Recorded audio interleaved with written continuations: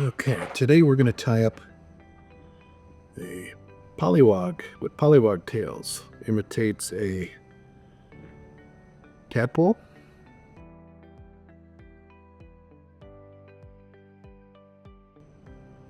And I'm going to tie this one today with bead chain eyes. I want it to sink, but I don't want it to be on the bottom. This is going to give us just enough weight to get us to where we need to be. This is an AHREX size 10. What are these? These are AHREX size 10 universal stinger. Love this hook. I'm going to build up a thread base going towards the rear of the fly.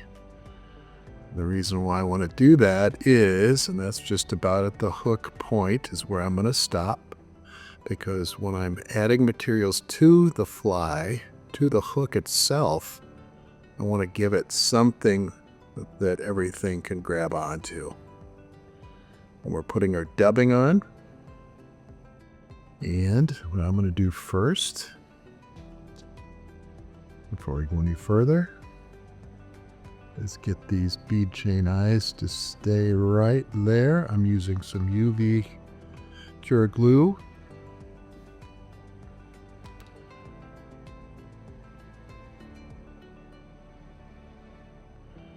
And we're set there. Now, these are polliwog tails. I do both sides. I put magic marker on there, some Sharpie, just to give us a little bit more of a mottled look. I like things that are variegated, mottled, segmented.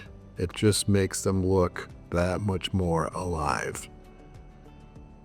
So this is a little big, so I'm going to get this over the top. I'm going to pinch that on either side of the hook so it stays right on top. Then I'm going to cut off my extra. Take and lash this down real good.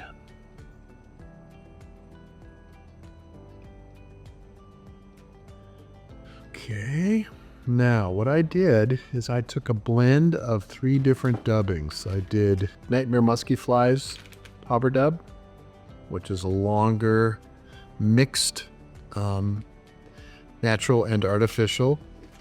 I added some Creepy Crawley Ice Dub, and I put in a little bit of Hare's Ear, no, this is actually brown ice dub, olive brown ice dub. Mix those 3 together, and here's what you end up with.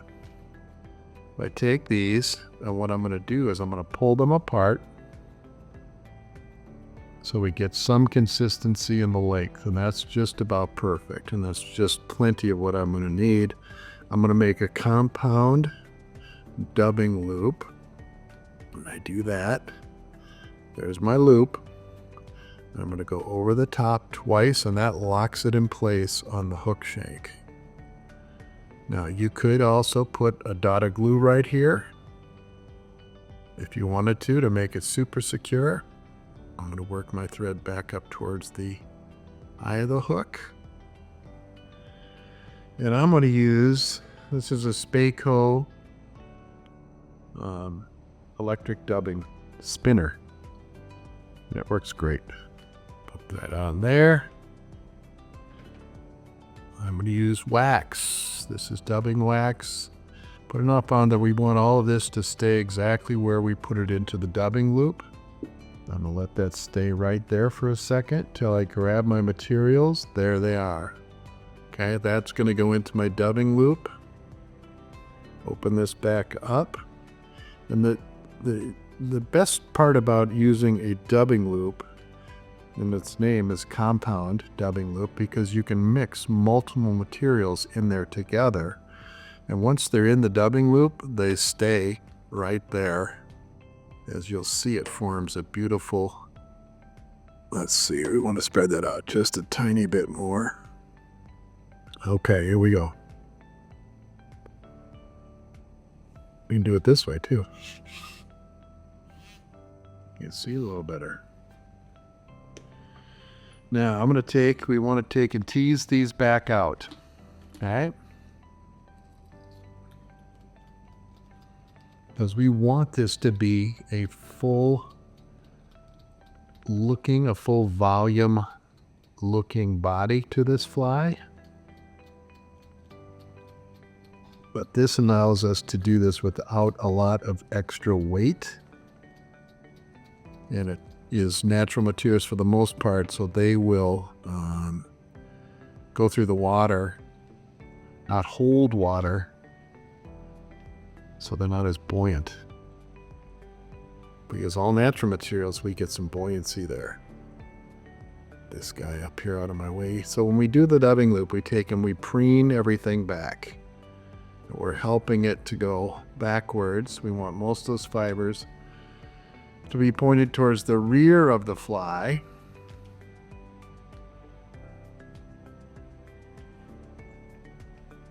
And I'm going to bring this right up against the back of the bead chain eyes.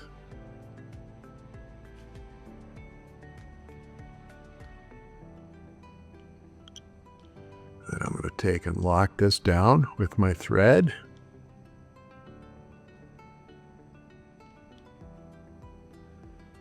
Snip out the excess. When I do this, I'm going to take my finger and I'm going to go underneath. Let me adjust that fly for you. I'm going to go in between the bobbin thread and the dubbing loop. So I'm going to hold that so I don't cut the main thread to my bobbin, just the dubbing loop. We're going to take and get these guys teased out again. See how that fills in with volume?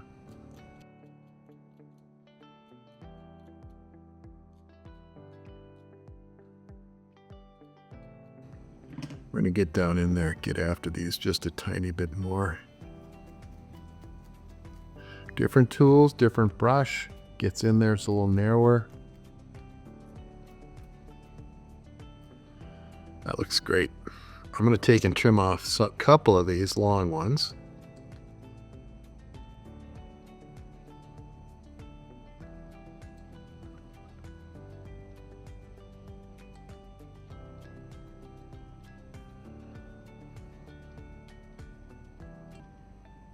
So I want two pieces, I want two rubber legs in here on either side. I'm going to take these like this, close enough to start with, and I'm going to tie those in and tie those down. I want two on each side, make sure that they're going to point the right direction for me. I'm going to take those on either side again, just give them a couple more wraps.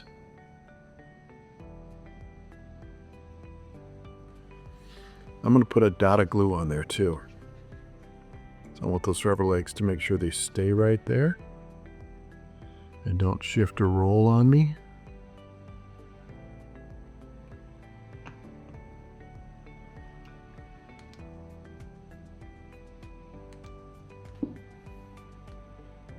We're going to take and come back and we're going to trim those rubber legs in just a minute. I'm going to get these guys all out of my way. No. Again, I love things with segmentation, variegated. Here's a mottled, no, it's a barred schlappen is what we call this. I want to make sure they're plenty webby, and I want to make sure they're about that size. So I'm going to take that from right here, and I'm going to put this on, get underneath here, trim this off.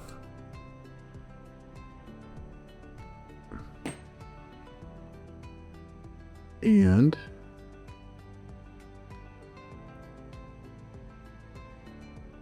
get these started so they wrap nicely for us. There we go. That looks god-awful, doesn't it? But they will get themselves where they need to go.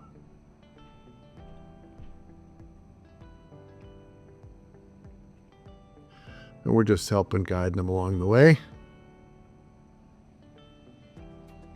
So I'm going to give this one extra. There we go.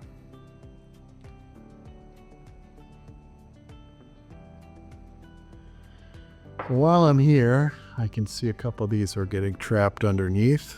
We just want to make sure that we pick some of those out so they're pointing the right direction.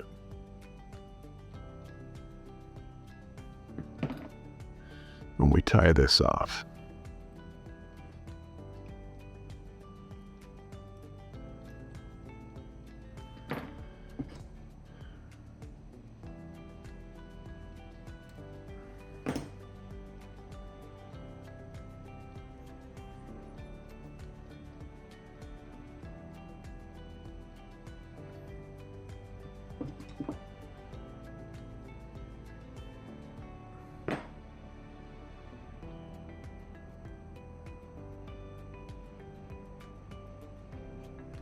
So because this hackle had a little twist in it, doesn't all want to go the same direction. So we're gonna help it along there as best we can. All right, that's good. We're ready for our whip finish on the front, and then we'll comb that all back out. Probably put another dot of glue in there just to keep it all right there. And I'm gonna do a 4-turn whip finish. Maybe. There we go. And we're good. We're going to take this, get everybody going, get them all pointing the right direction. And I'm going to take and come back and I'm going to trim up those rubber legs here just right now.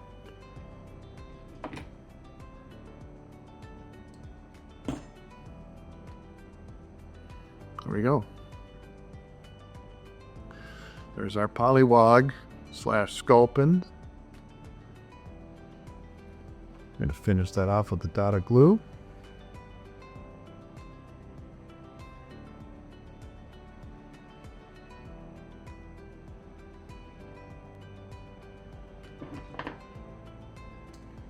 So I got a little glue in the eye of this one.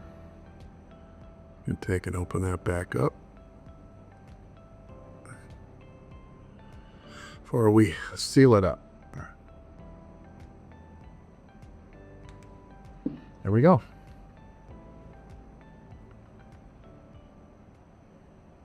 Great fly for swinging.